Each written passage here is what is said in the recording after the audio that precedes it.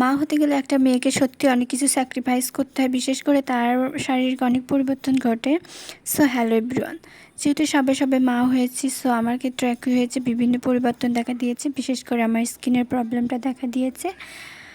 আর বরাবরই আমি আমার স্কিন নিয়ে খুবই চিন্তিত, তাই আমার স্কিনের প্রবলেমটা আগে নজর পড়ে। সো সকাল সকাল উঠে স্কিন কেয়ারে চলে গেলাম।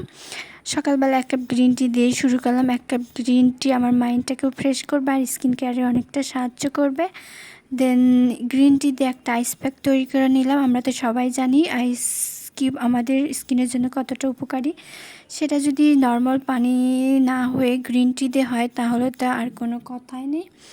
তো মা আমাকে বলছিল এগুলো এখন বাদ দাও আর আমাকে রান্নার কাজে সাহায্য করো। দেন মাকে রান্নার কাজে সাহায্য করতে চলে আসলাম। আমি সবজিগুলো কেটে দিলাম, মা তরকারিগুলো মাখাচ্ছিল। পাবদা মাছের তরকারি আর মায়ের হাতের তরকারি তো অতুলনীয়। আর মা বলছিল যে বেশি বেশি করে মাছ খাও, সবজি খাও, সবই ঠিক হয়ে যাবে। কেননা আমি ছোটোবেলা থেকে মাছ সবজিগুলো খুবই কম খাই। এদিকে আমাদের ডিম আলুগুলো সিদ্ধ হয়ে গেছে। মা পাবদা মাছ খায় না, যার কারণে মার জন্য ডিম রান্না করে নিবে আর আমরা পাবদা মাছই খেয়ে নিব। ভাবলাম আপনাদের সাথে একটু শেয়ার করি।